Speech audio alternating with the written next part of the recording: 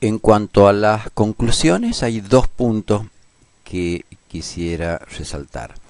Si observamos el mercado cambiario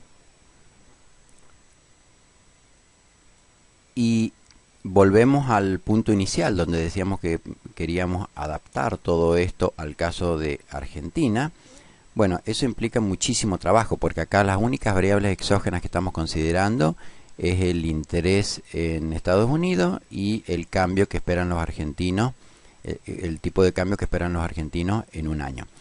Si esto tratamos de adaptarlo para el caso de Argentina, tendríamos que incorporar varios coeficientes, incluso considerando un único tipo de cambio. Tendríamos que también ver cómo afectan esos coeficientes el impacto del tipo de cambio en las exportaciones netas, que son las condiciones Marshall-Lerner. Y el otro punto, o sea que es un arduo camino pasar del simulador genérico al caso de Argentina. Y el otro punto importante que quiero resaltar es que, por un lado, hay una ideología, llámenle izquierda-derecha, keynesiano monetarista, nuevos keynesianos, neoliberales, lo que sea. Entonces hay por un lado un aspecto que es ideológico y por otro lado, relacionado pero diferente, está la realidad. Entonces, cuando vemos la realidad, vemos que, por ejemplo, en el 2004 todos estos países tienen esta realidad, mientras que en 2008 tienen una realidad totalmente diferente. Hay diferentes fotos de estos indicadores macroeconómicos. Entonces, en cada momento del tiempo hay una realidad que se puede intentar reflejar en estos coeficientes. Y por otro lado, no solamente tenemos la línea del tiempo, sino que depende de cada país en particular. No es lo mismo el caso en el mismo momento del tiempo, no es lo mismo el caso de China, por ejemplo, a el caso de todos estos países, al caso de Grecia. Entonces es muy importante diferenciar cada país, o sea que la realidad depende esencialmente del momento del tiempo y del país. Entonces la pregunta es, si utilizamos políticas económicas expansivas, digamos, política fiscal expansiva, aumento el gasto gubernamental en exactamente tal cantidad, aumento transfer, o por ejemplo subsidio, bajo impuesto, subo la base monetaria con política monetaria expansiva o combinaciones de esta. La pregunta es, ¿esto implica un incremento considerable del Producto Bruto Interno Real y poco cambio en el nivel de precio, en la inflación, o lo contrario? Bien, esta gran discusión,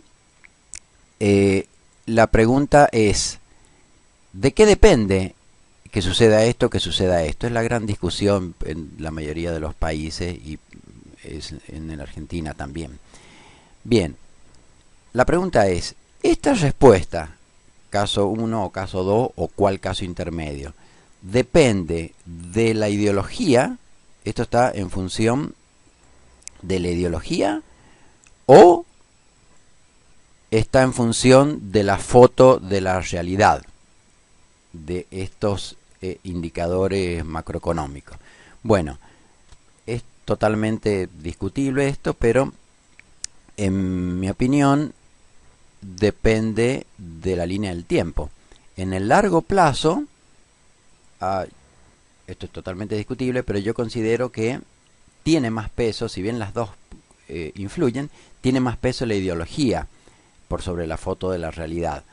Depende de qué tipo de política utilice, me va a conducir a un caso o a otro, y hay muchísima discusión acá.